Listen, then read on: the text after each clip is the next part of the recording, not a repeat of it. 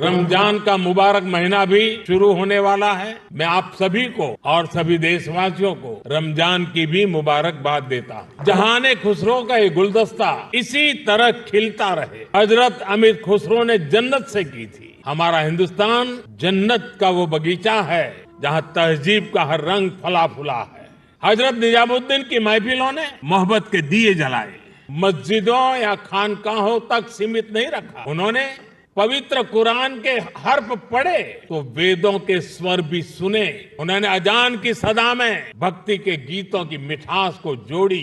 यहाँ हमें कबीर भी मिले, रहीम भी मिले और रसखान भी मिले। कार्यक्रम में उपस्थित डॉक्टर कर्ण सिंह जी,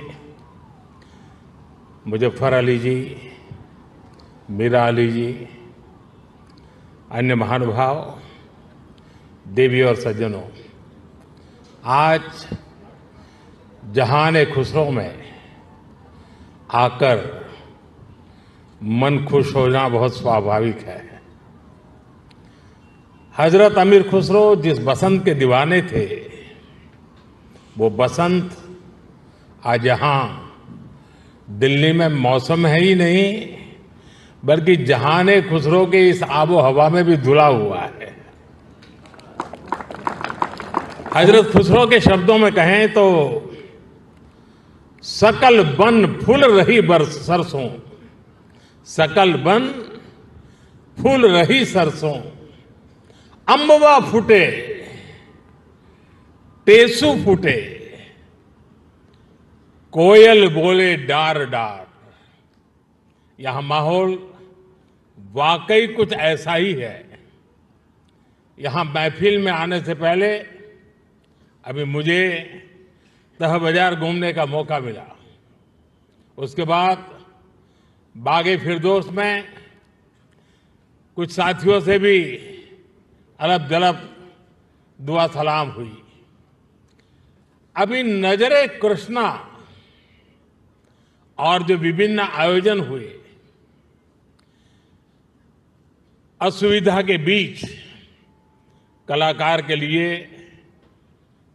माइक की अपनी एक ताकत होती है, लेकिन उसके बाद भी प्रकृति के सहारे उन्होंने जो कुछ भी प्रस्तुत करने का प्रयास किया, शायद उनको भी थोड़ी निराशा हुई होगी।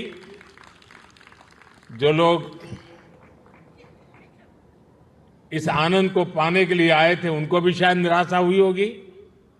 लेकिन कभी कभी ऐसे अवसर भी जीवन में बहुत कुछ सीख दे करके जाते हैं।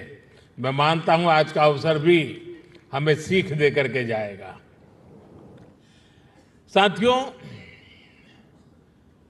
ऐसे मौके देश की कला संस्कृति के लिए तो जरूरी होते ही हैं, इनमें एक सुकून भी मिलता है।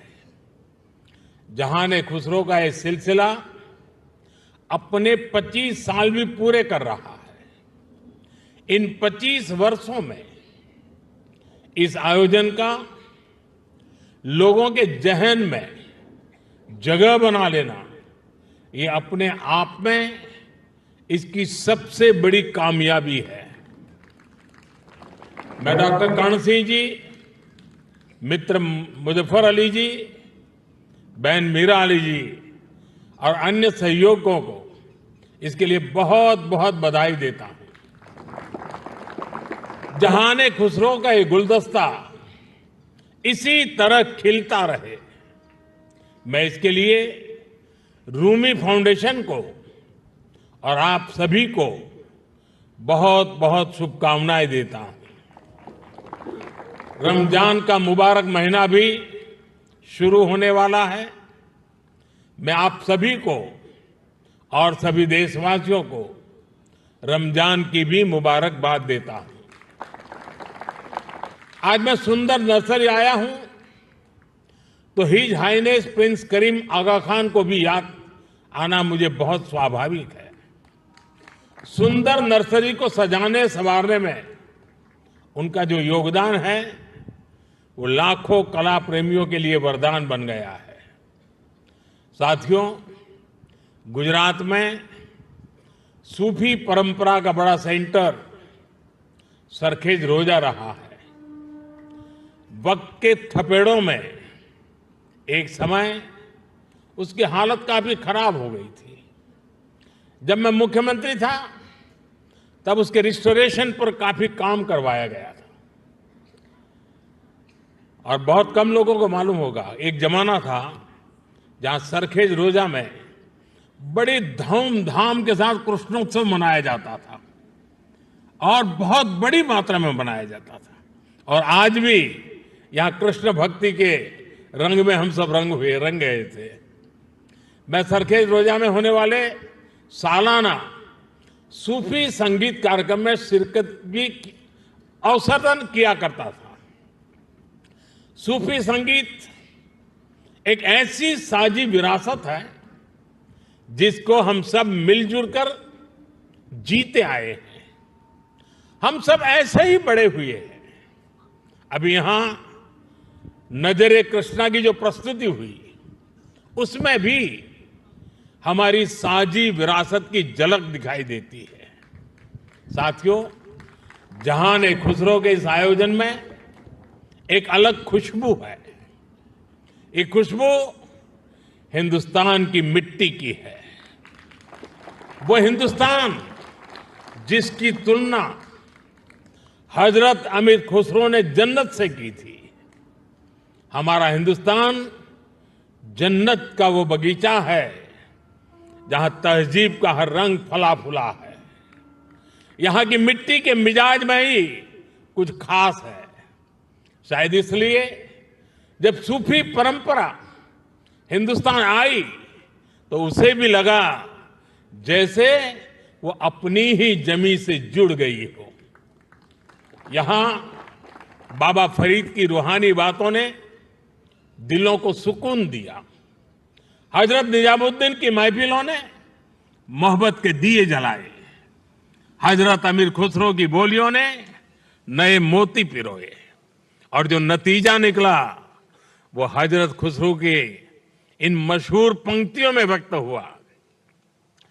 बन के पंछी भय बावरे, बन के पंछी भय बावरे, ऐसी बिन बजाई सांवरे, तार तार की तान निराली, जुम रही सब वन की डारी।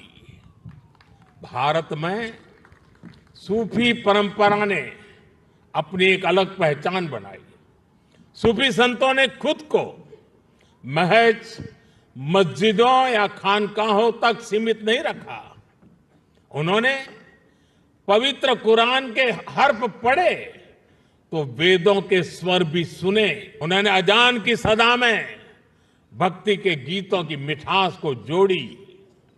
और इसलिए उपनिषद, जिसे संस्कृत में एकम सत विप्राहा बहुधा वदंती कहते थे, हजरत निजामुद्दीन औलिया ने वही बात हर कौम रास्त राहे दिने व किबला गाहे जैसे सूफी गीत गाकर कही। अलग अलग भाषा, शैली और शब्द, लेकिन संदेश वही। मुझे खुशी है कि आज जहान खुसरो उसी परंपरा की एक आधुनिक पहचान बन गया है। साथियों, किसी भी देश की सभ्यता उसकी तहजीब को स्वर उसके गीत संगीत से मिलती है। उसकी अभिव्यक्ति कला से होती है। हजरत खुसरो कहते थे, भारत के संगीत में एक सम्मोहन है, एक ऐसा सम्मोहन कि जंगल में हिरण अपने जीवन का डर भूलकर स्थिर हो जाते थे। भारतीय संगीत के इस समंदर में सूफी संगीत एक अलग रौ के तौर पर आकर मिला था और इस समंदर की खूबसूरत लहर बन गया। जब सूफी संगीत और शास्त्रीय संगीत की वो प्राचीन धाराएं एक दूसरे से जुड़ी तो हमें प्रेम और भक्ति की नई कल कल सुनने को मिली। यही हमें हजरत खुसरो की कवाली में मिली। यही हमें बाबा फरीद के दोहे मिले, बुल्ले शाह के स्वर मिले, मीर के गीत मिले। यहां हमें कबीर भी मिले, रहीम भी मिले और रसखान भी मिले। इन संतों और औलियों ने भक्ति को एक नया आयाम दिया। आप चाहे सूरदास को पढ़ें या रहीम और रसखान को, या फिर आप आंख बंद करके हजरत खुसरो को सुने। जब आप गहराई में उतरते हैं तो उसी एक जगह पहुंचते हैं। ये जगह है आध्यात्मिक प्रेम की वो ऊंचाई जहां इंसानी बंदी से टूट जाती है और इंसान और ईश्वर का मिलन महसूस होता है। आप देखिए, हमारे रसखान मुस्लिम थे, लेकिन वो हरिभक्त थे। रसखान भी कहते हैं, प्रेम हरि को रूप है, त्यों हरि प्रेम स्वरूप।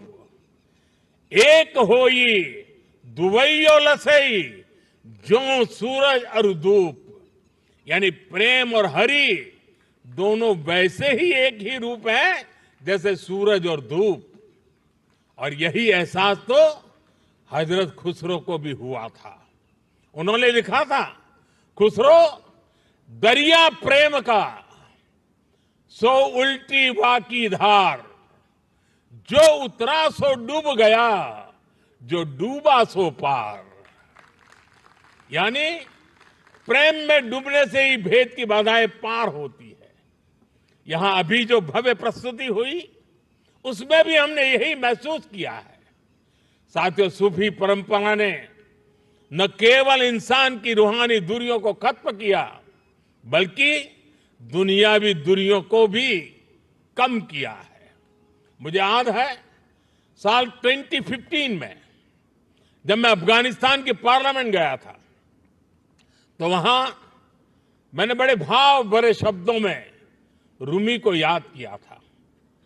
8 शताब्दी पहले रूमी वहां के ही बल्ख प्रांत में पैदा हुए थे।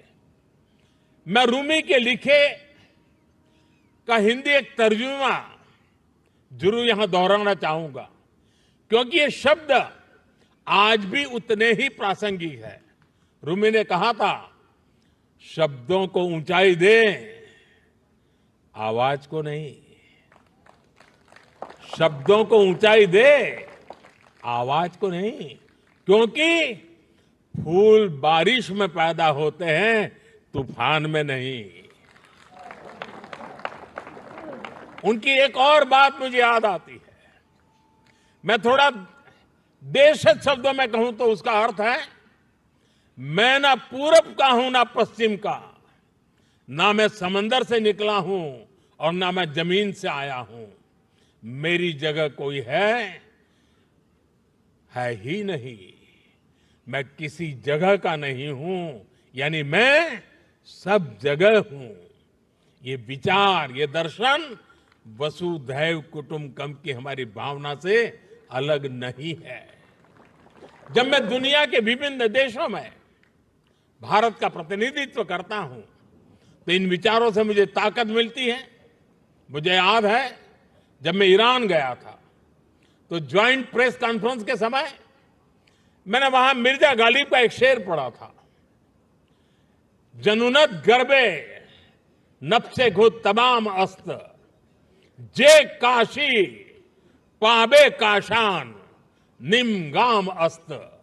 यानी जब हम जागते हैं तो हमें काशी और काशान की दूरी केवल आधा कदम ही दिखती है। वाकई आज की दुनिया के लिए, जहां युद्ध मानवता का इतना बड़ा नुकसान कर रहा है, वहां ये संदेश कितने काम आ सकता है।